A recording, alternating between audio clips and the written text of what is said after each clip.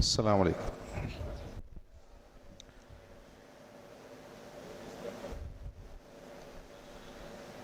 ഞാൻ കോഴിക്കോട്ട് നിന്ന് ഇങ്ങോട്ട് വരുന്ന വഴിക്ക് എൻ്റെ ഒപ്പം വണ്ടിയിലുണ്ടായിരുന്ന നിങ്ങളുടെ 2 സുഹൃത്തുക്കളായിട്ട് സംസാരിക്കുക. എന്താണ് ഈ സ്ഥാപനം, അപ്പോൾ എന്നെ കേൾക്കാൻ പോകുന്ന ആളുകൾ ആരൊക്കെയാണ്, ഞാൻ എന്താണ് അവരോട് സംസാരിക്കേണ്ടത്. എനിക്ക് ഈ വിഷയം എനിക്കറിയാം. ഇപ്പോൾ പറഞ്ഞല്ലോ, medias influence on Indian democracy. അതൊക്കെ വലിയ പ്രാസംഗികർ, പ്രഭാഷകരൊക്കെ സംസാരിക്കേണ്ട വിഷയം. എന്നെപ്പോലെ ഈ ജോലി ചെയ്യുന്ന ആൾക്കാർ പറയേണ്ട ഒരു കാര്യമായിട്ട് എനിക്ക് തോന്നുന്നില്ല. ഞാൻ അതുകൊണ്ടാണ് അവരോട് ചോദിച്ചത് എന്താണ് സംസാരിക്കുന്നത്. അത് എനിക്ക് മുമ്പ് നിങ്ങളോട് സംസാരിച്ചുകൊണ്ടിരുന്ന മൗമൂൻ ഹുദവി ഉസ്താദ് ഈ മുസ്ലിം റെപ്രസെൻറ്റേഷനെ കുറിച്ച് സംസാരിച്ചായിട്ട് ഞാൻ എപ്പോഴാണ് കാണുന്നത്. അതൊരു വലിയ വിഷയമാണ്, അതും വലിയ വിഷയമാണ്. ഇപ്പം എനിക്ക് തന്നിട്ടുള്ളതും ഒരു വലിയ വിഷയമാണ്. ഇപ്പം എൻ്റെ ഒരു പ്രശ്നം, എൻ്റെ ഒരു പരിമിതി ആദ്യം ഞങ്ങളോട് പറയാം. എനിക്ക് വലിയ വിഷയത്തിൽ ഘനഗാംഭീര്യമായി പ്രസംഗിക്കാൻ അറിയില്ല. ഞാനൊരു പ്രാസംഗികനല്ല. അതേസമയം എനിക്ക് സംസാരിക്കാൻ പറ്റും. എനിക്കൊരു വിഷയത്തിൽ എനിക്ക് സംസാരിക്കാൻ പറ്റും. അപ്പോൾ ഈ നല്ല മഴ പെയ്തുകൊണ്ടിരിക്കുന്ന ഈ സമയത്ത് നല്ല ശബ്ദമാണ് പുറത്തുനിന്ന്. അപ്പോൾ ഒരു പേമാരി പോലെ നിങ്ങളോട് പ്രസംഗിക്കാൻ എനിക്ക് പറ്റില്ല. അപ്പോൾ നിങ്ങളുടെ ശ്രദ്ധ തെറ്റിപ്പോകാൻ സാധ്യതയുണ്ട്. ഞാൻ ഇങ്ങനെ പ്രസംഗിച്ചുകൊണ്ട് വലിയ ഘോര പ്രഭാഷണം നടത്തി നിങ്ങളുടെ ശ്രദ്ധ തെറ്റിപ്പോകാൻ സാധ്യതയുണ്ട്. അപ്പോൾ അതുകൊണ്ട് ഞാൻ നിങ്ങളോട് ഇൻട്രാക്ട് ചെയ്യാനാണ് കൂടുതൽ ആഗ്രഹിക്കുന്നത്. ഇൻട്രാക്ട് ചെയ്യുമ്പോൾ ഒരു ഗുണം എന്ന് വെച്ചാൽ നിങ്ങളെ എനിക്കും കേൾക്കാൻ പറ്റും, ഞാൻ പറയുന്നത് നിങ്ങൾക്കും കേൾക്കാൻ പറ്റും. അതല്ലെങ്കിൽ എന്താണ്, റേഡിയോ പോലെ ഞാൻ നിങ്ങളുടെ വലിയ ഒരു പീഠത്തിൽ നിന്നുകൊണ്ട് നിങ്ങളോട് ഭയങ്കര ഗിരിപ്രഭാഷണം നടത്തും. അയാൾ എന്തൊക്കെയോ പറഞ്ഞിട്ട് പോയി. കുറച്ച് കഴിഞ്ഞിട്ട് മൗമൂനുദ്ദ ഉസ്താദ് നിങ്ങളോട് ചോദിക്കുകയാണ്, അയാൾ എന്താ പറഞ്ഞതെന്ന് വെച്ചാൽ നിങ്ങൾക്കൊന്നും പറയാനുണ്ടാവില്ല. അയാൾ എന്തൊക്കെയോ പറഞ്ഞു, അങ്ങ് പോയി. പക്ഷെ എനിക്ക് നിങ്ങളെയും കേൾക്കാൻ പറ്റും, എനിക്ക് ഞാൻ പറയുന്നത് നിങ്ങളെയും കേൾക്കാൻ പറ്റുമെങ്കിൽ നിങ്ങൾ ഓർത്തിരിക്കുക എന്താണ് ഞാൻ പറഞ്ഞത്, നിങ്ങൾ എന്താണ് പറഞ്ഞതെന്ന് നിങ്ങൾ ഓർത്തിരിക്കും. അതാണ് എനിക്ക് കുറച്ചുകൂടി ഇഷ്ടം. ഞാനിതൊരു ആമുഖമായിട്ട് പറഞ്ഞാണ്. ഇന്ത്യൻ ഡെമോക്രസിയിൽ മാധ്യമങ്ങളുടെ സ്വാധീനം, പിന്നെ സബ്വേർഷനും സേഫ് ഗാർഡും കൂടി പറഞ്ഞിട്ടുണ്ട്. അത് പറയാനുള്ള ഒരു കാരണം, ഈ ഇന്ത്യൻ ജനാധിപത്യം തന്നെ വലിയ ഭീഷണിയിൽ നിൽക്കുകയാണെന്ന് നിങ്ങൾക്കൊക്കെ അറിയാം അല്ലേ? ഇന്ത്യൻ ജനാധിപത്യം വലിയ ഭീഷണിയിലാണെന്ന് എല്ലാവർക്കും അറിയാം. അതുകൊണ്ടാണ് ഈ മാധ്യമങ്ങളുടെ അപഭ്രംശം, മാധ്യമങ്ങൾ വഴിതെറ്റുന്നുണ്ടോ എന്ന് നമ്മളിവിടെ ചർച്ച ചെയ്യുന്നു. യഥാർത്ഥത്തിൽ ഇന്ത്യൻ ജനാധിപത്യത്തിൻ്റെ അപഭ്രംശം തന്നെ മാധ്യമങ്ങളിലൂടെയാണ് ഇന്ത്യയിൽ ഉണ്ടായിട്ടുള്ളത്. അതെങ്ങനെയാണെന്ന് വെച്ചാൽ, ഇപ്പം നമ്മളിന്ന് മാധ്യമങ്ങൾ എന്ന് പറയുന്ന അത് എന്താണ്, നിങ്ങൾ കാണുന്ന ടെലിവിഷൻ ചാനലുകൾ, നിങ്ങൾ വായിക്കുന്ന പത്രങ്ങൾ, മാസികകൾ, ഇതൊക്കെയാണെന്നാണ് പൊതുവെ പരമ്പരാഗതമായിട്ട് അങ്ങനെയാണ് പറയുക. ഇപ്പം ജേർണലിസ്റ്റ് എന്ന് പറഞ്ഞാൽ എന്താണ്, ഒരു പത്രത്തിലോ ഒരു ടെലിവിഷൻ ചാനലിലോ ജോലി ചെയ്യുന്ന ഒരാളെന്നാണ്. ഇന്നതിൻ്റെ ലാൻഡ്സ്കേപ്പ് തന്നെ മാറിപ്പോയി. ലാൻഡ്സ്കേപ്പ് എന്ന് പറഞ്ഞാൽ മാധ്യമങ്ങൾ എന്ന് പറഞ്ഞാൽ പത്രങ്ങളോ ടെലിവിഷൻ ചാനലുകളോ മാത്രമൊന്നുമല്ല. ഇന്ന് കയ്യിലൊരു മൊബൈൽ ഫോണുള്ള എല്ലാവരും ജേർണലിസ്റ്റുകളാണ്. കയ്യിലൊരു മൊബൈൽ ഫോൺ പിടിച്ച എല്ലാവരും ജേർണലിസ്റ്റുകളാണ്. എന്തുകൊണ്ടാണത്? സോഷ്യൽ മീഡിയ ഉള്ളതുകൊണ്ടാണ്. ഈ സോഷ്യൽ മീഡിയയുടെ കടന്നുവരവോടുകൂടി ഈ മാധ്യമങ്ങൾ എന്ന പരമ്പരാഗത സങ്കല്പം തന്നെ മാറിപ്പോയി. അങ്ങനെ മാറിയതുകൊണ്ട് ഈ മാധ്യമങ്ങൾക്ക് ജനാധിപത്യത്തിലുള്ള സ്വാധീനം എന്ന് പറയുന്നതിനേക്കാൾ എളുപ്പം സോഷ്യൽ മീഡിയ മാധ്യമങ്ങളിൽ ഉണ്ടാക്കിയ സ്വാധീനമാണ്, ഇൻഫ്ലുവൻസ് ആണ് ഏറ്റവും പ്രധാനം. ഈ കാലഘട്ടത്തിൽ ഉണ്ടാകുന്ന ഏറ്റവും വലിയൊരു മാറ്റം എന്ന് പറയുന്നത് മാധ്യമങ്ങളിൽ, പരമ്പരാഗത മാധ്യമങ്ങളിൽ സാമൂഹിക മാധ്യമങ്ങൾ, സോഷ്യൽ മീഡിയ ഉണ്ടാക്കിയിട്ടുള്ള മാറ്റമാണ്. അപ്പം ഞാൻ ഈ ജോലി തുടങ്ങുന്ന സമയത്ത് സോഷ്യൽ മീഡിയ ഇല്ല. സോഷ്യൽ മീഡിയ ഇല്ലാന്ന് മാത്രമല്ല,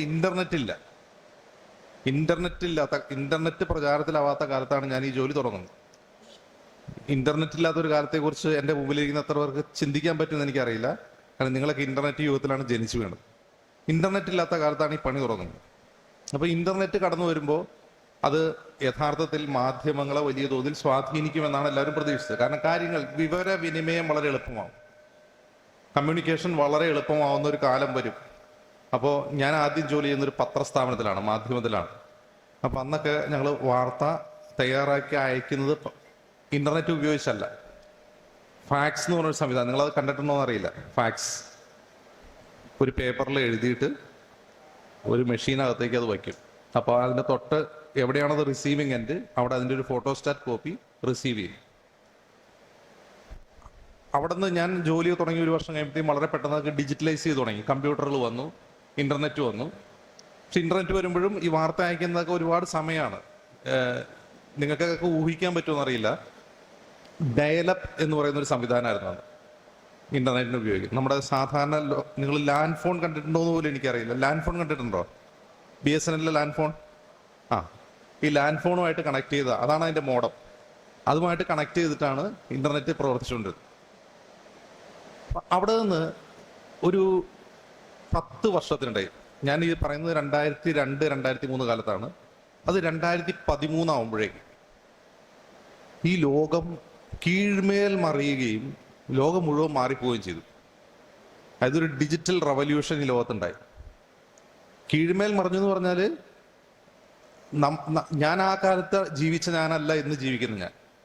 നമ്മുടെ ജീവിതമൊക്കെ അങ്ങ് മാറിപ്പോയി 10 വർഷം കൊണ്ട്. ഈ 10 വർഷത്തിനുള്ളിലാണ് ലോകത്ത് സോഷ്യൽ മീഡിയ പ്രചാരത്തിലാവുന്നത്. അപ്പോൾ ഞാൻ ആദ്യമായിട്ട് ഉപയോഗിക്കുന്ന ഒരു സോഷ്യൽ മീഡിയ ഓർക്കുട്ട് എന്ന് പറഞ്ഞ സോഷ്യൽ മീഡിയ. നിങ്ങളത് കണ്ടിട്ട് പോലും ഉണ്ടാവില്ല. ഓർക്കുട്ട് ഉപയോഗിച്ചവരെ ചിലപ്പോൾ ഉണ്ടാവും. ഇതിനകത്ത് ഓർക്കുട്ട് എന്നായിരുന്നു എൻ്റെ പേര്. അന്ന് ഫേസ്ബുക്ക് തുടങ്ങിയിട്ടുണ്ട്, പക്ഷെ ഫേസ്ബുക്ക് ആർക്കും അറിയില്ല. അങ്ങനെ ഒരു സോഷ്യൽ മീഡിയ ഉണ്ടെന്നൊന്നും ആർക്കും അറിയില്ല. അമേരിക്കയിൽ മാത്രം പരിമിതമായ ഒന്നായിരുന്നു. 2011 ആകുമ്പോഴേക്കും ഈ ഫേസ്ബുക്ക് ലോകം മുഴുവൻ പ്രചാരത്തിലായി. ഫേസ്ബുക്ക്, ട്വിറ്റർ തുടങ്ങിയ പുതിയ സോഷ്യൽ മീഡിയകൾ പ്രചാരത്തിലായി. അപ്പോൾ ഇതിങ്ങനെ പ്രചാരത്തിലായി കഴിയുമ്പോൾ ഉണ്ടാകുന്ന ഒരു മാറ്റം, ലോകത്തുണ്ടാകുന്ന ഒരു മാറ്റം എന്ന് പറഞ്ഞാൽ ആളുകൾ അങ്ങോട്ടും ഇങ്ങോട്ടും വളരെ പെട്ടെന്ന് വേഗത്തിൽ കമ്മ്യൂണിക്കേറ്റ് ചെയ്യാൻ തുടങ്ങി. ആ കമ്മ്യൂണിക്കേറ്റ് ചെയ്യാനുള്ള മറ്റൊരു പ്രധാനപ്പെട്ട കാരണം സ്മാർട്ട് ഫോണുകളുടെ പ്രചാരമാണ്. ഇപ്പം നിങ്ങളെല്ലാവരും നിങ്ങളുടെ കയ്യിൽ സ്മാർട്ട് ഫോണുകൾ ഉണ്ടാവും. അപ്പോൾ അതിനു മുമ്പ് ഈ ഞാൻ പറയുന്ന ഈ 2001 മുതൽ 2010 വരെയുള്ള കാലത്ത് സ്മാർട്ട് ഫോണുകൾ അത്ര പ്രചാരത്തിലില്ല. ഇൻ്റർനെറ്റ് ഇല്ലാത്ത അനലോഗ് ഫോണുകളാണെന്ന് ഉപയോഗിക്കുന്ന എല്ലാവരും. അപ്പോൾ ഈ ഫോണിൽ ഇൻ്റർനെറ്റ് ലഭ്യമായതോടുകൂടിയാണ് സോഷ്യൽ മീഡിയ വലിയ തോതിൽ പ്രചാരം സിദ്ധിക്കുന്നത്. അപ്പോൾ ഈ സോഷ്യൽ മീഡിയ ഇങ്ങനെ പ്രചാരത്തിലാകുമ്പോൾ അത് ലോകം ഇങ്ങനെ അത്ഭുതത്തോടെ നോക്കിയിരിക്കുകയാണ്. അപ്പോൾ എനിക്കിവിടെ ഇരുന്നുകൊണ്ട് അമേരിക്കയിലുള്ള ഒരാളായിട്ട് റിയൽ ടൈമിൽ കമ്മ്യൂണിക്കേറ്റ് ചെയ്യാൻ കഴിയുന്നു. വളരെ ചുരുങ്ങിയ ചെലവിൽ വളരെ പെട്ടെന്ന് കമ്മ്യൂണിക്കേറ്റ് ചെയ്യാൻ കഴിയുന്നു. അപ്പോൾ അമേരിക്കയിൽ ഇരിക്കുക മാത്രമല്ല, എൻ്റെ വാർഡിലുള്ള, ഞാൻ താമസിക്കുന്ന വാർഡിലുള്ള മുഴുവൻ മനുഷ്യരോടും ഒരേ സമയം എനിക്ക് സംസാരിക്കാൻ കഴിയുന്നു.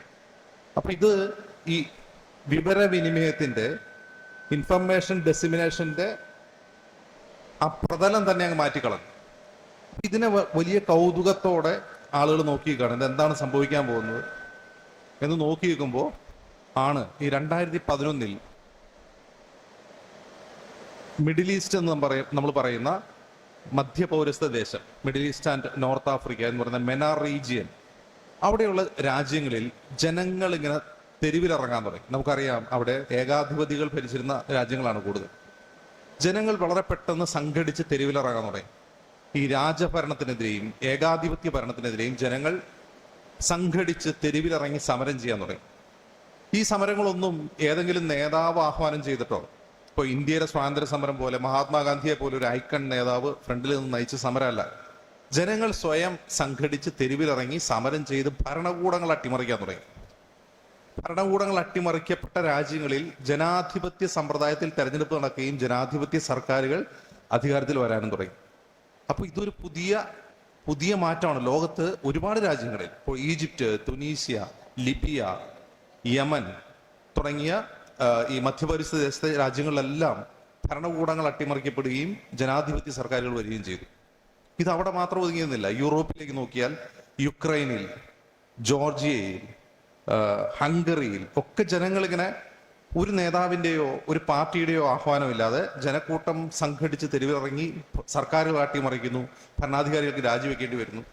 അമേരിക്കയിൽ ഒക്യുപ്പൈ വാൾ സ്ട്രീറ്റ് എന്ന് പറയുന്നിട്ട് ഒരു സമരം തുടങ്ങി. ഒക്യുപ്പൈ വാൾ സ്ട്രീറ്റ് എന്ന് പറഞ്ഞാൽ അമേരിക്കയിലെ ഓഹരി വ്യാപാരത്തിന്റെ കേന്ദ്രമാണ് വാൾ സ്ട്രീറ്റ്. ഇപ്പോൾ വാൾ സ്ട്രീറ്റിലെ സ്ഥാപനങ്ങളിൽ ജനക്കൂട്ടം കടന്നു കയറുകയും അത് ഉപരോധിക്കുകയും ചെയ്യുകയാണ്. അവരുടെ ഡിമാൻഡ് എന്താണ്? സമ്പന്നനും പാവപ്പെട്ടവരും തമ്മിലുള്ള അന്തരം കുറയ്ക്കുക, കോർപ്പറേറ്റുകളുടെ ചൂഷണം അവസാനിപ്പിക്കുക, അങ്ങനെ മുദ്രാവാക്യങ്ങൾ ഉയർത്തിക്കൊണ്ട് ജനങ്ങൾ സമരം ചെയ്യുകയാണ്. അങ്ങനെ ലോകം മുഴുവൻ സമരങ്ങളുടെ ഒരു കാലമായിരുന്നു ഈ 2011 മുതൽ 2013 വരെയുള്ള ഒരു 2 വർഷം, 2-3 വർഷം. അപ്പോൾ സാമൂഹിക ശാസ്ത്രജ്ഞന്മാർ പലതരത്തിലുള്ള തിയറികളുണ്ടായി. ഇത് എന്താണ്? പുതിയ രാഷ്ട്രീയത്തിന്റെ കാലമാണ്. പുതിയ രാഷ്ട്രീയത്തിന്റെ കാലത്ത് ജനങ്ങൾ മാധ്യമങ്ങളെ അവിശ്വസിക്കുന്നു. പരമ്പരാഗത മാധ്യമങ്ങൾ പറയുന്ന കാര്യങ്ങളെ അവിശ്വസിക്കുകയും അവർ തന്നെ വിവരങ്ങൾ ഉൽപ്പാദിപ്പിച്ച് വിവരങ്ങൾ വിതരണം ചെയ്യുക മാത്രമല്ല, അവർ തന്നെ സ്വയം സംഘടിക്കുന്നു. അതായത് ഒരു ജനക്കൂട്ടത്തിന്റെ, ആൾക്കൂട്ടത്തിന്റെ രാഷ്ട്രീയം, പൊളിറ്റിക്സ് ഓഫ് മാസ് ആണ് ഈ കാണുന്നത്. ജനക്കൂട്ടം സ്വയം സംഘടിച്ച് വിപ്ലവം നടത്തുന്ന ഒരു പുതിയ വിപ്ലവത്തിന്റെ കാലം, പുതിയ ജനാധിപത്യത്തിന്റെ കാലം എന്നൊക്കെ ഇതിനെ വിശേഷിപ്പിക്കാൻ തുടങ്ങി. അത് ഒരു പരിധിവരെ ശരിയുമാണ്. നമ്മൾ കണ്ടുകൊണ്ടിരിക്കുകയാണ്, നമ്മൾ റിയൽ ആയിട്ട് കണ്ടുകൊണ്ടിരിക്കുന്ന മാറ്റങ്ങളാണ് ഓരോ രാജ്യത്തുണ്ടാവുന്നത്. ഇതേ സമയത്ത് ഇന്ത്യയിൽ, ഞാൻ ഈ പറയുന്ന കാലഘട്ടങ്ങൾ പ്രത്യേകം നോട്ട് ചെയ്ത് വെക്കണം, 2011, 2012, 2013. ഇന്ത്യയിൽ എന്താണ് സംഭവിക്കുന്നത്? ഇന്ത്യയിൽ ഇതുപോലെ ജനങ്ങൾ സംഘടിക്കുന്നു, സോഷ്യൽ മീഡിയ വഴി സംഘടിക്കുന്നു. ഇന്ത്യ അഗെയിൻസ്റ്റ് കറപ്ഷൻ എന്നൊരു മൂവ്മെന്റ് ഇന്ത്യയിൽ ഉണ്ടാവുന്നു. ഇന്ത്യ അഗെയിൻസ്റ്റ് കറപ്ഷൻ, അഴിമതിക്കെതിരെ ജനക്കൂട്ടം ഭയങ്കരമായിട്ട് രോഷാകുലരാകുന്നു. അന്ന് ഭരിച്ചുകൊണ്ടിരിക്കുന്ന UPA സർക്കാർ ഭയങ്കര അഴിമതിക്കാരാണ്. അവര് കൽക്കരിപ്പാടം ലേലം ചെയ്ത് കൊള്ള നടത്തുന്നു, 2G സ്കാം നടത്തുന്നു, 1.25 ലക്ഷം കോടി രൂപയുടെ അഴിമതി ഇന്ത്യയിൽ നടക്കുന്നു. തൊട്ടുടനെ 2013 ഡൽഹിയിൽ ഒരു ബസ്സിനുള്ളിൽ ഒരു പെൺകുട്ടി അതിഭീകരമായി, അതിമൃഗീയമായി റേപ്പ് ചെയ്യപ്പെട്ട് കൊല്ലപ്പെടുന്നു. അതിനെതിരെ ഡൽഹിയിൽ മധ്യവർഗത്തിൽപ്പെട്ട ആളുകൾ, യുവാക്കൾ തെരുവിലിറങ്ങി സമരം ചെയ്യുന്നു. രാഷ്ട്രപതി ഭവന്റെ മുമ്പിൽ പോലും ജനക്കൂട്ടമെത്തി പ്രതിഷേധം നടത്തുന്നു. ഇത് ഇന്ത്യയിൽ നടന്നൊരു മാറ്റമാണ്. ഈ മാറ്റത്തിന്റെ ഭാഗമായിട്ട് ഇന്ത്യയിൽ ഒരു അധികാര മാറ്റം വരുന്നു. ആദ്യമായി BJPയുടെ ഒരു സർക്കാർ ഭൂരിപക്ഷത്തോടെ, കേവല ഭൂരിപക്ഷം മാർക്ക് കടന്നുകൊണ്ട് നരേന്ദ്രമോദി എന്ന് പറയുന്ന ഗുജറാത്തിന്റെ മുഖ്യമന്ത്രിയായിരുന്നയാൾ പ്രധാനമന്ത്രിയായി അധികാരമേൽക്കും. ഇത് ഇന്ത്യയിലുണ്ടായ മാറ്റമാണ്. ഇത് ലോകത്ത് ഒട്ടുമിക്ക രാജ്യങ്ങളിലും ഏറിയും കുറഞ്ഞു ഇത്തരത്തിൽ സാമൂഹിക മാധ്യമങ്ങൾ ജനങ്ങളെ മൊബൈലൈസ് ചെയ്ത്, ജനങ്ങളെ സ്വയം സംഘടിപ്പിച്ച് തെരുവിലിറക്കി സമരം ചെയ്യുകയോ പ്രതിഷേധിക്കുകയോ ചെയ്യുന്ന ഒരു പുതിയ സമര രീതി, പുതിയ വിപ്ലവ രീതി, ഈ പുതിയൊരു ജനാധിപത്യ പ്രതിഷേധ രീതി ലോകത്തെല്ലായിടത്തും സംഭവിക്കുകയാണ്. അപ്പൊ ഇവിടെ അപ്രസക്തരായി പോകുന്ന, ഒരു പ്രാധാന്യവുമില്ലാതെ അപ്രസക്തരായി പോകുന്ന ഒരു വിഭാഗമായിരുന്നു മാധ്യമങ്ങൾ. കാരണം ജനങ്ങൾ ഈ സോഷ്യൽ മീഡിയയിൽ വരുന്ന വിവരങ്ങൾ മാത്രം വിശ്വസിക്കുകയും അതാണ് ശരി എന്ന് വിശ്വസിക്കുകയും മാധ്യമങ്ങളെ അവിശ്വസിക്കുകയും ചെയ്തു. അതാണ് അതിൻ്റെ ഒരു പൊടുന്നനെയുണ്ടായ മാറ്റം. അതായത് നമ്മൾ വീട്ടിൽ വരുന്ന പത്രങ്ങളിൽ വരുന്നതൊക്കെ ഫേക്ക് ന്യൂസ്, അതൊക്കെ വ്യാജ വാർത്തകളാണ്, വളച്ചൊടിച്ച വാർത്തകളാണ്. ടെലിവിഷനിൽ കുറെ ആളുകളിൽ നിന്ന് കോട്ടക്കെട്ടിരുന്ന് വാർത്ത വായിക്കുന്നു, അത് മുഴുവൻ കള്ളമാണ്, നുണയാണ് പറയുന്നത്. പരമ്പരാഗത മാധ്യമങ്ങൾ, ട്രഡീഷണൽ മാധ്യമങ്ങൾ പറയുന്നത് മുഴുവൻ തെറ്റാണ് എന്ന ഒരു പെർസെപ്ഷൻ, ഒരു ധാരണ ജനങ്ങൾക്കിടയിൽ വ്യാപകമായി വരുന്നു. ഈ ധാരണയെ വ്യാപകമാക്കുന്ന രീതിയിൽ സാമൂഹിക മാധ്യമങ്ങളിൽ മുഖ്യധാരാ മാധ്യമങ്ങൾക്കെതിരായിട്ടുള്ള വ്യാജ പ്രചാരണം നടക്കുന്നു, അസത്യവും അസത്യവും പ്രചരിപ്പിക്കുന്നു. പിന്നെ നാം എന്താണ് കാണുന്നത്? ഇത് ലോകത്ത് ആ ഒരു 3-4 വർഷം കൊണ്ടുണ്ടായ മാറ്റമാണ്, വളരെ പെട്ടെന്നുണ്ടായ ഒരു മാറ്റമാണ്. പിന്നെ നമ്മൾ എന്താ കാണുന്നത്? 2014 ഇന്ത്യയിൽ നരേന്ദ്രമോദി അധികാരത്തിൽ വരുന്നു. 2016 ആവുമ്പോൾ അമേരിക്കയിൽ ഡൊണാൾഡ് ട്രംപ് എന്ന് പറയുന്ന ഒരു ബിസിനസ്സുകാരൻ അവിടെ പ്രസിഡന്റ് ആവുന്നു. അമേരിക്ക നമുക്കറിയാവുന്ന പോലെ ആ രാജ്യം ജനാധിപത്യം എന്ന സങ്കല്പത്തിന് വലിയ സംഭാവന നൽകിയ ഒരു രാജ്യമാണ്. അവിടുത്തെ അമേരിക്ക എന്ന രാജ്യത്തിന്റെ ഉദയം, ആ രാജ്യത്തിന്റെ ഒരു ആധുനിക ദേശരാഷ്ട്രമായിട്ടുള്ള അതിന്റെ വികാസം, അത് ഒരേ സമയം തന്നെ മുതലാളിത്തത്തിനും ജനാധിപത്യത്തിനും വലിയ സംഭാവനകൾ നൽകിയിട്ടുള്ള ഒരു നാടാണത്. ആ നാട്ടിൽ ഒരു ബിസിനസ്സുകാരൻ എന്ന് പറഞ്ഞാൽ അയാളുടെ ഒരു പ്രൊഫൈൽ എന്ന് പറഞ്ഞ ഒരു വഷളൻ എന്നൊക്കെ പറയാവുന്ന ഒരു മനുഷ്യൻ. അയാൾ വ്യക്തിപരമായിട്ട് അധിക്ഷേപിക്കുകയല്ല ഡൊണാൾഡ് ട്രംപിനെ. അതായത് ഒരു തരത്തിലും ഒരു സീസൺ പൊളിറ്റീഷ്യൻ അല്ലാത്ത ഒരു ബിസിനസ്സുകാരനായ ഒരാൾ, ഞാൻ റിപ്പബ്ലിക്കൻ പ്രസിഡന്റ് കാൻഡിഡേറ്റ് ആവുകയാണ് എന്ന് പറഞ്ഞ് സ്വയം പ്രഖ്യാപിച്ചുകൊണ്ട് അയാൾ റിപ്പബ്ലിക്കൻ സ്ഥാനാർത്ഥിയായി പ്രസിഡന്റ് സ്ഥാനത്തേക്ക് മത്സരിക്കുന്നു. അപ്പൊ അങ്ങനെ മത്സരിക്കുന്ന സമയത്ത് ഈ അമേരിക്കയിലെ മാധ്യമങ്ങൾ തന്നെ വിചാരിക്കണം, ഇത് എന്താണിത്, ഇയാൾ പ്രസിഡന്റോ? അയാളെ പരിഹസിക്കുകയാണ്. മാധ്യമങ്ങളിലെ പൊളിറ്റിക്കൽ കമന്റേറ്റേഴ്സ് ഒക്കെ അയാളെ പരിഹസിക്കുക. ഇയാൾ എങ്ങനെ പ്രസിഡന്റ് ആവാനാണ്? ഇയാൾക്ക് രാഷ്ട്രീയത്തെ കുറിച്ച് വല്ല ചുക്കുഞ്ഞുണ്ടാകുമ്പോൾ അറിയാവോ? അയാൾ കുറെ പൈസ ഉണ്ട് എന്ന് കരുതി അങ്ങനെ ഒരു ധാരണയാണ് പൊതുവെ ആളുകൾക്ക് ഉണ്ടായിരുന്നത്. പക്ഷേ ലോകത്തെ ഞെട്ടിച്ചുകൊണ്ട് ഡൊണാൾഡ് ട്രംപ് അമേരിക്കയുടെ പ്രസിഡന്റായി വിജയിക്കുന്നു, അയാൾ അധികാരമേൽക്കുന്നു. അപ്പോഴാണ് ആളുകൾ ചിന്തിച്ചടാ, ഇതെങ്ങനെയാണ് സംഭവിച്ചത്, ഇതെങ്ങനെയാണ് സാധിച്ചത്? അമേരിക്കയെ പോലെ പ്രബുദ്ധരായ വോട്ടർമാരുള്ള ജനാധിപത്യത്തിന്റെ ഈറ്റില്ലം എന്നറിയപ്പെടുന്ന ഒരു രാജ്യത്ത് സകല രാഷ്ട്രീയക്കാരെയും നിഷ്പ്രഭരാക്കിക്കൊണ്ട് ഒരു ബിസിനസ്സുകാരൻ, അതും ഒരു തരത്തിൽ സംസാരിക്കാൻ അറിയാത്ത, സംസ്കാരശൂന്യനായ, വഷളനായ, വർഗീയവാദിയായ, കുടിയേറ്റ വിരുദ്ധനായ, റേസിസ്റ്റായ ഒരാളെങ്ങനെ പ്രസിഡന്റായി എന്ന ആളുകൾ അത്ഭുതം കൊള്ളുവാണ്. അപ്പോഴാണ് അമേരിക്കൻ രാഷ്ട്രീയ സമൂഹം എങ്ങനെയാണ് ഡൊണാൾഡ് ട്രംപ് വിജയിച്ചത് എന്നതിനെ കുറിച്ച് പഠിക്കാൻ തീരുമാനിച്ചത്. അവർ പഠിക്കുമ്പോൾ എന്താ സംഭവിച്ചത് എന്താണ്? അതുവരെ നിലനിന്ന ഭരണകൂടം, അതായത് ബറാക് ഒബാമയുടെ ഭരണകൂടത്തിനെതിരെ തെറ്റായ വിവരങ്ങൾ, നുണകൾ, അർത്ഥസത്യങ്ങൾ സാമൂഹിക മാധ്യമങ്ങൾ വഴി പ്രചരിപ്പിച്ച് അമേരിക്കയിലെ വോട്ടർമാരുടെ പെർസെപ്ഷൻ മാറ്റിക്കൊണ്ടാണ് ഡൊണാൾഡ് ട്രംപ് അവിടെ അധികാരത്തിലെത്തിയത് എന്ന് തിരിച്ചറിയുക മാത്രമല്ല, അതേക്കുറിച്ച് അമേരിക്കൻ കോൺഗ്രസ് പ്രത്യേക കമ്മിറ്റി വെച്ച് അന്വേഷണം നടത്തുന്നു. കാംബ്രിഡ്ജ് അനലിറ്റിക്ക എന്നു പേരുള്ള UK ആസ്ഥാനമായ ഒരു സ്ഥാപനം, ആ സ്ഥാപനം അമേരിക്കയിലെ ഫേസ്ബുക്ക്, വാട്സപ്പ് യൂസർമാർക്ക് തെറ്റായ വിവരങ്ങൾ അവരിലേക്ക് വിതച്ചുകൊണ്ട്, അവരുടെ രാഷ്ട്രീയ ബോധ്യത്തെ മാറ്റിക്കൊണ്ട്, അവരുടെ പെർസെപ്ഷൻ മാറ്റിക്കൊണ്ട് ഡൊണാൾഡ് ട്രംപിന് അനുകൂലമായി വോട്ട് ചെയ്യാൻ പര്യാപ്തരാക്കി, അല്ലെങ്കിൽ അതിനുവേണ്ടി അവരെ പ്രേരിപ്പിച്ചു എന്ന വിവരം പുറത്തു വരുന്നു. അപ്പോൾ ഇത് നമ്മൾ ഇന്ത്യയിൽ നരേന്ദ്രമോദി എങ്ങനെയാണോ അധികാരത്തിലെത്തിയത്, അതുപോലെ അമേരിക്കയിൽ ഡൊണാൾഡ് ട്രംപ് അധികാരത്തിലെത്തുകയാണ്. പിന്നെ നാം കാണുന്നത് എന്താണ്? UK എന്ന് പറയുന്ന രാജ്യം. നമുക്കറിയാം, ഇന്ത്യ ഭരിച്ചിരുന്ന ഒരു രാജ്യമാണ്, സൂര്യൻ അസ്തമിക്കാത്ത സാമ്രാജ്യം എന്നൊക്കെ പറയുന്ന ദ ഗ്രേറ്റ് ബ്രിട്ടൻ. ആ രാജ്യത്ത് വലിയ തോതിലുള്ള ഒച്ചപ്പാടും ബഹളം നടക്കുകയാണ്. എന്താണ് ഒച്ചപ്പാടും ബഹളത്തിനും കാരണം? യൂറോപ്യൻ രാജ്യങ്ങൾക്ക് ഒരു പൊളിറ്റിക്കൽ എക്കണോമിക്കൽ എൻറ്റിറ്റി ഉണ്ട്, യൂറോപ്യൻ യൂണിയൻ എന്ന് പറയുന്ന ഒരു സംവിധാനമുണ്ട്. ആ രാജ്യങ്ങൾ മുഴുവൻ ചേർന്നുണ്ടാക്കിയ ഒരു ഓർഗനൈസേഷനാണത്. അപ്പോൾ യൂറോപ്യൻ യൂണിയനിൽ നിന്ന് UK പുറത്തു പോകണം എന്നാണ് കുറെ അധികം ആളുടെ ആവശ്യം. അപ്പൊ എങ്ങനെയാണ് ആവശ്യം ഉയർന്നു വരുന്നത്? എന്തിനാണ് യൂറോപ്യൻ യൂണിയനിൽ നിന്ന് പുറത്തു വരുന്നത്? യൂറോപ്യൻ യൂണിയനിൽ ഈ UK എന്ന് പറയുന്ന രാജ്യം നിലനിൽക്കുന്നതുകൊണ്ട് ഒരുപാട് ഗുണങ്ങളുണ്ട്. കാരണം യൂറോപ്പിലേക്ക് എവിടേക്കും UK-യിലെ ബ്രിട്ടീഷ് പൗരന്മാർക്ക് സ്വതന്ത്രമായി സഞ്ചരിക്കാം, വിസ ആവശ്യമില്ല. എന്ന് മാത്രമല്ല, ആ രാജ്യങ്ങൾക്കിടയിൽ പരസ്പരം സ്വതന്ത്ര വ്യാപാര കരാറുണ്ട്. അവർക്കിടയിൽ അതിർത്തികളില്ല, ആ രാജ്യങ്ങൾ തമ്മിൽ കസ്റ്റംസ് പരിശോധനയില്ല, സൈന്യമില്ല. അപ്പൊ അതൊരു നല്ല കാര്യമല്ലേ?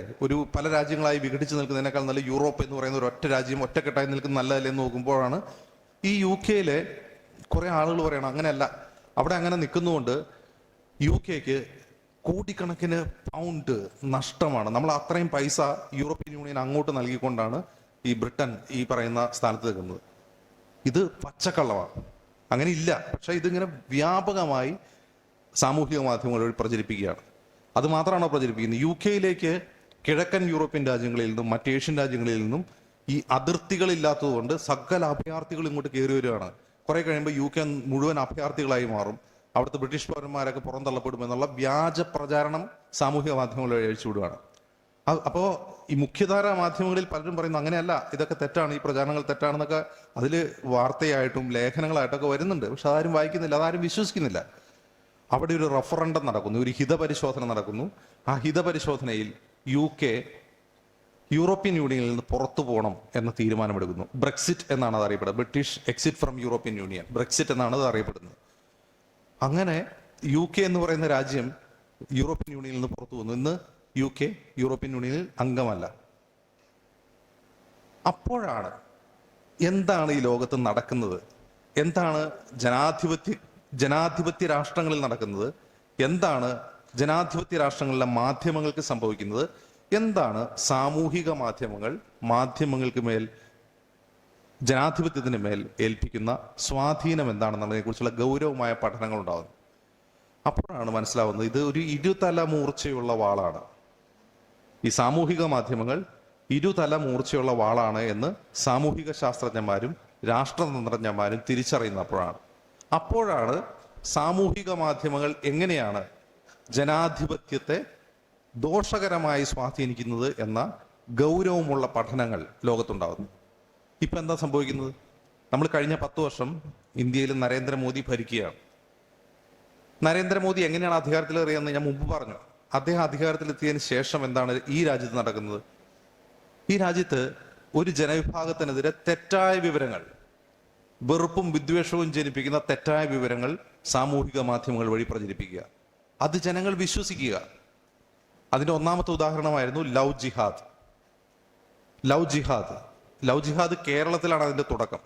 കേരളത്തിൽ അത് തുടങ്ങുകയും സാമൂഹിക മാധ്യമങ്ങൾ വഴി വ്യാപകമായി പച്ചക്കള്ളങ്ങൾ പ്രചരിപ്പിക്കുകയും മാത്രമല്ല, അത് ജനങ്ങൾക്കിടയിൽ വലിയ തോതിലുള്ള വെറുപ്പും വിദ്വേഷവും ഉണ്ടാക്കുകയും ജനങ്ങൾ പരസ്പരം അവിശ്വസിക്കാനും അകലാനും തുടങ്ങുകയും ചെയ്തു.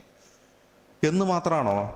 അങ്ങനെ അകലുന്നത് കൊണ്ടുണ്ടാകുന്ന രാഷ്ട്രീയ നേട്ടം BJP പോലുള്ള ഒരു പാർട്ടിക്ക് ഉണ്ടായെന്ന് മാത്രമല്ല, ആ തെറ്റായ പ്രചാരണമാണ് എന്ന് കോടതികളും പാർലമെന്റും എല്ലാം അസന്ദിഗ്ധമായി പറഞ്ഞിട്ടും ആ തെറ്റായ പ്രചാരണത്തിന്റെ അടിസ്ഥാനത്തിൽ ഇന്ത്യയിലെ പല സംസ്ഥാനങ്ങളിലും നിയമനിർമ്മാണം, ലവ് ജിഹാദ് നിയമങ്ങൾ ഉണ്ടായി.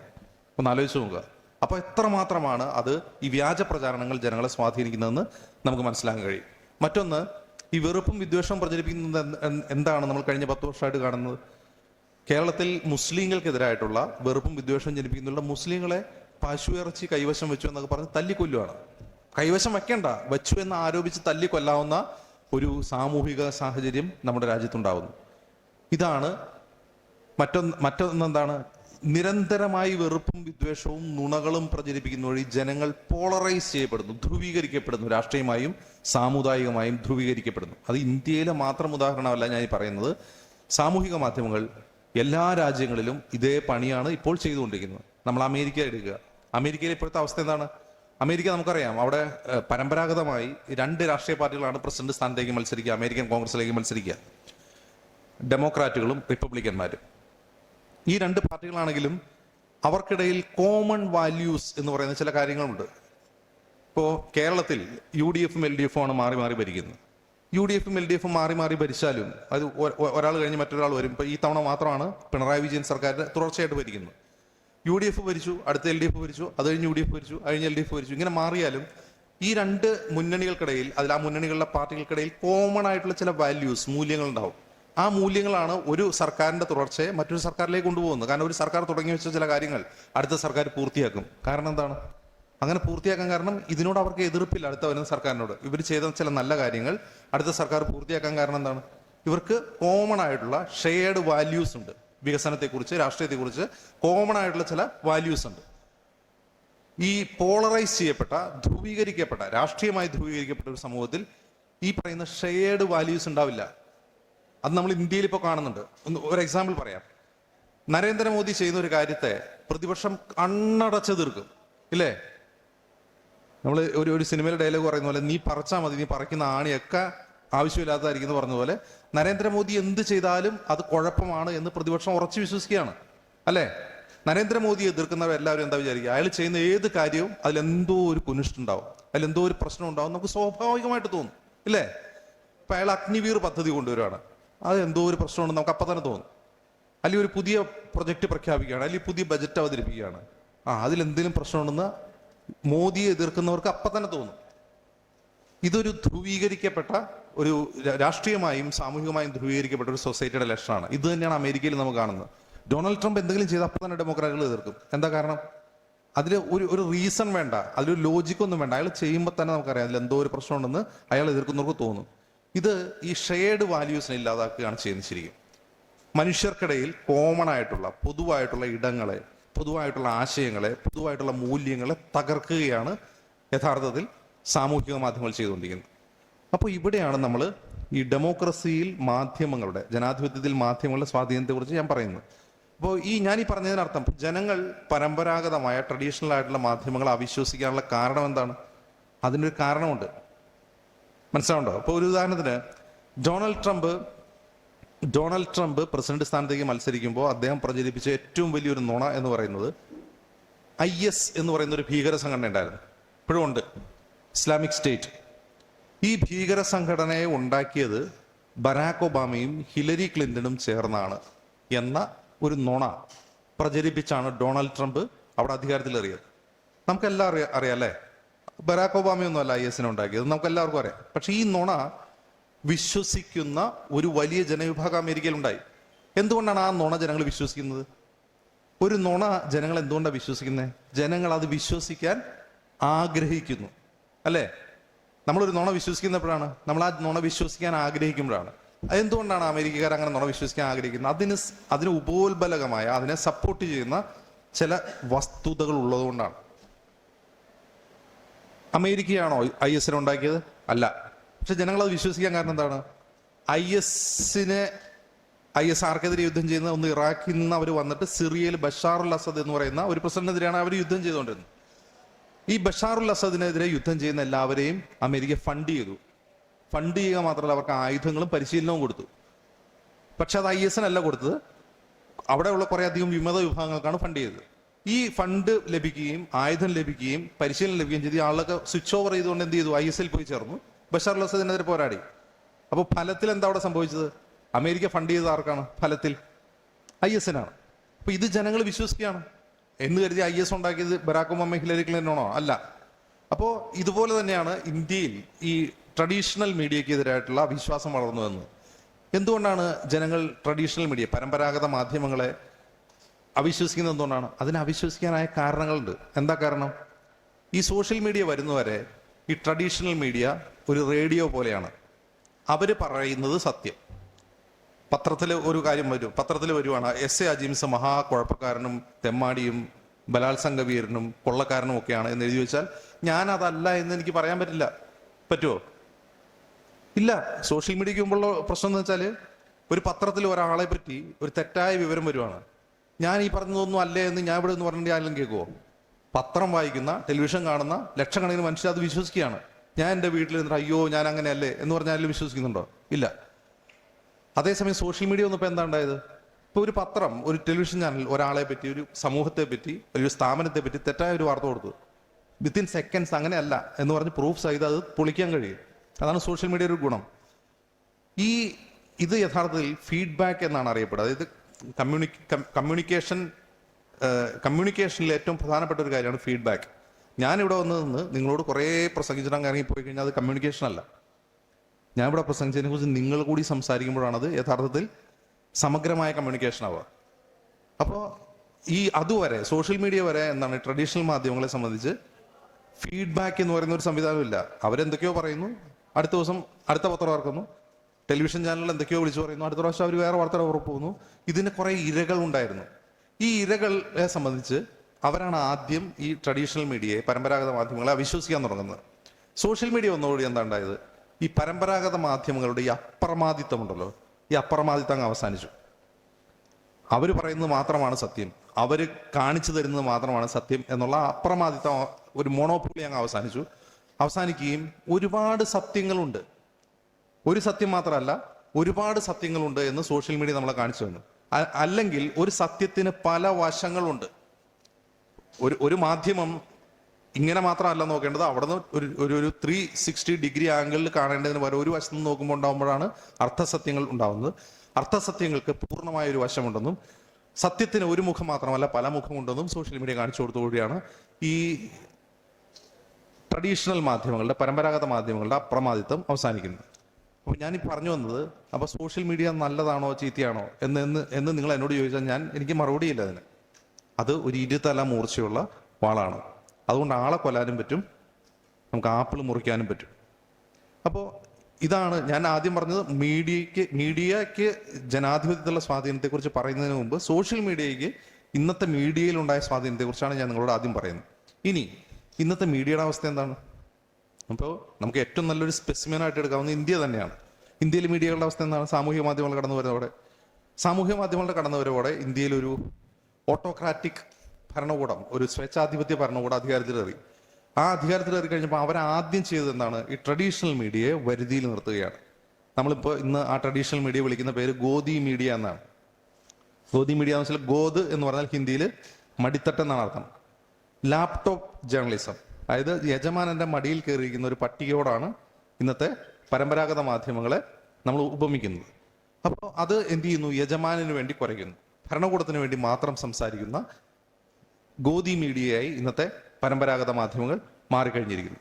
മറുവശത്ത് ഈ പറയുന്ന സാമൂഹിക മാധ്യമ പ്ലാറ്റ്ഫോമുകളിലൂടെ ഭരണകൂടം തന്നെ ഫണ്ട് ചെയ്തുകൊണ്ട് വ്യാപകമായി മിസ് ഇൻഫർമേഷൻസ് പ്രചരിപ്പിക്കുന്നു, തെറ്റായ വിവരങ്ങൾ പ്രചരിപ്പിച്ചുകൊണ്ടിരിക്കുന്നു.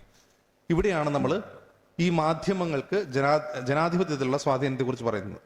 ഇന്ത്യ ഒരു സ്പെസിഫിനായി എടുക്കുകയാണെങ്കിൽ മാധ്യമങ്ങൾ ജനാധിപത്യത്തെ സ്വാധീനിക്കുന്നില്ല എന്ന് മാത്രമല്ല, ഈ മാധ്യമങ്ങൾ ഭരണകൂടത്തിന് വേണ്ടി മാത്രം സംസാരിക്കുകയും ജനാധിപത്യ പ്രക്രിയയിൽ ഇനേർട്ടായി, അലസരായി, നിഷ്ക്രിയരായി നോക്കി നിൽക്കുക മാത്രമല്ല, എക്സിക്യൂട്ടീവിന് വേണ്ടി, ഭരണവർഗത്തിന് വേണ്ടി സംസാരിക്കുക മാത്രം ചെയ്യുന്നു. ഇത് മൊത്തത്തിൽ ജനാധിപത്യത്തിനെ എങ്ങനെയാണ് സ്വാധീനിക്കുക? ഇത് ജുഡീഷ്യറിയെ സ്വാധീനിക്കും, ലെജിസ്ലേഷനെ സ്വാധീനിക്കും, നിയമനിർമ്മാണത്തെയും സ്വാധീനിക്കും എന്നതിന്റെ ഏറ്റവും വലിയ ഉദാഹരണമാണ് ഞാൻ മുമ്പ് പറഞ്ഞ ലവ് ജിഹാദ് നിയമങ്ങൾ.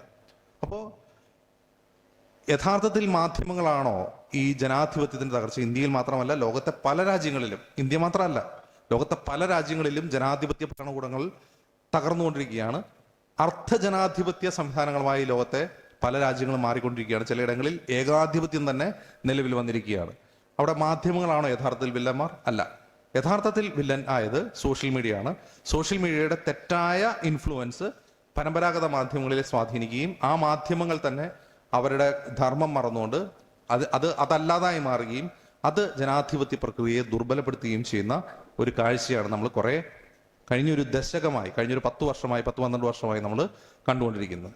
ഇനി ഇതിനെ എങ്ങനെ, ഈ വഴിതെറ്റലിനെ എങ്ങനെ തിരിച്ചു കൊണ്ടുവരാമെന്ന് ചോദിച്ചാൽ, അവിടെ യഥാർത്ഥത്തിൽ തിരുത്തേണ്ടത് പരമ്പരാഗത മാധ്യമങ്ങൾ തന്നെയാണ്. പരമ്പരാഗത മാധ്യമങ്ങൾ എങ്ങനെയാണ് തിരുത്തുക? ഇതൊരു പുതിയ സാധ്യത കൂടിയാണ്. ഈ ഡിജിറ്റൽ റവല്യൂഷന് ശേഷം സോഷ്യൽ മീഡിയയുടെ കടന്നുവരവ് യഥാർത്ഥത്തിൽ പരമ്പരാഗത മാധ്യമങ്ങളെ സംബന്ധിച്ച് ഒരു പുതിയ സാധ്യത കൂടിയാണ് തുറന്നിടുന്നത്. ആ സാധ്യത എന്താണ്? ഞാൻ മുമ്പ് പറഞ്ഞതുപോലെ ഫീഡ്ബാക്ക് എന്ന് പറയുന്ന സംവിധാനം. തെറ്റുപറ്റിയാൽ ഉടൻ തിരുത്തുക.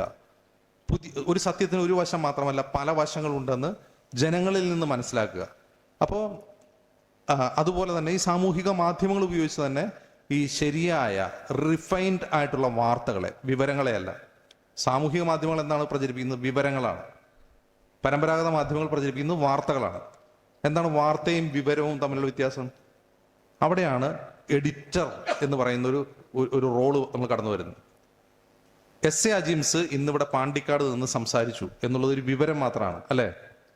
ഞാനിവിടെ നിന്ന് സംസാരിച്ചു, ഞാനത് കഴിഞ്ഞ് പോയി കഴിയുമ്പോൾ ഒരു വാർത്ത പറഞ്ഞു, ഞാൻ ഇന്ന് ഇവിടെ സംസാരിച്ചു എന്നുള്ളൊരു വിവരം മാത്രമാണ്. ഇതെങ്ങനെയാണ് വാർത്തയാവുക? ഞാൻ ഇന്നിവിടെ നിന്ന് സംസാരിച്ചു എന്നുള്ളതൊരു വിവരമാണ്. ഞാൻ ഇന്നിവിടെ സംസാരിച്ചു എന്നുള്ളൊരു വാർത്തയാവുന്നത് എങ്ങനെയാണ്? അതാണ് ഒരു എഡിറ്റിംഗ് എന്ന് പറയുന്ന ഒരു പ്രോസസ്സ്. അത് ഈ എഡിറ്റർ ഇല്ലാത്ത മാധ്യമങ്ങളാണ് എന്ത്? സോഷ്യൽ മീഡിയ എന്ന് പറയുന്നത്. അതെന്താണ് ചെയ്യുന്നത്? അത് വിവരങ്ങളാണ്. വിവരങ്ങളുടെ പ്രശ്നം എന്ന് വെച്ചാൽ വിവരങ്ങൾ തെറ്റോ ശരിയോ ആവാം. മനസ്സിലാവുണ്ടോ? ഒരു വിവരം എന്ന് പറയുന്നത് തെറ്റോ ശരിയോ ആവാം, അതിൽ അർത്ഥസത്യമാവാം, അതിൽ ചിലപ്പോൾ വസ്തുതകൾ ഉണ്ടാവണമെന്നില്ല. അപ്പോൾ സാമൂഹിക മാധ്യമങ്ങൾ വിതരണം ചെയ്യുന്നത് എന്താണ്? വിവരങ്ങളാണ്. മാധ്യമങ്ങൾ എന്താണ് വിതരണം ചെയ്യുന്നത്? വാർത്തകളാണ്. വാർത്തയും വിവരം തമ്മിൽ വ്യത്യാസം ഉണ്ടാകുന്നത് എങ്ങനെയാണ്? ഒരു വിവരത്തെ അത് വാർത്തയാക്കി മാറ്റുകയോ അല്ലെങ്കിൽ അത് ആ വാർത്തയാക്കുകയോ ചെയ്യേണ്ടതില്ല. മനസ്സിലാവുണ്ടോ? അപ്പോൾ ഒരു മാധ്യമ സ്ഥാപനത്തിൽ കോടിക്കണക്കിന് ഇൻഫർമേഷൻസ് വരും. പക്ഷെ അതിൽ നിന്ന് പുറത്തു വരുന്ന വാർത്തകൾ എത്ര ഉണ്ടാവുക? 100 1000 ആയിരിക്കും. അതെന്തുകൊണ്ടാണ്? ബാക്കി വരുന്ന ഇൻഫർമേഷൻസ് ഒന്നും വാർത്തയല്ല. അത് ജനങ്ങൾ അറിയേണ്ട ആവശ്യമില്ല. മനസ്സിലാവുണ്ടോ? പല കാരണങ്ങളാൽ ജനങ്ങൾ അത് അറിയേണ്ട ആവശ്യമില്ല. അത്ര ഇൻഫർമേഷൻസ് ആണ് വരുന്നത്.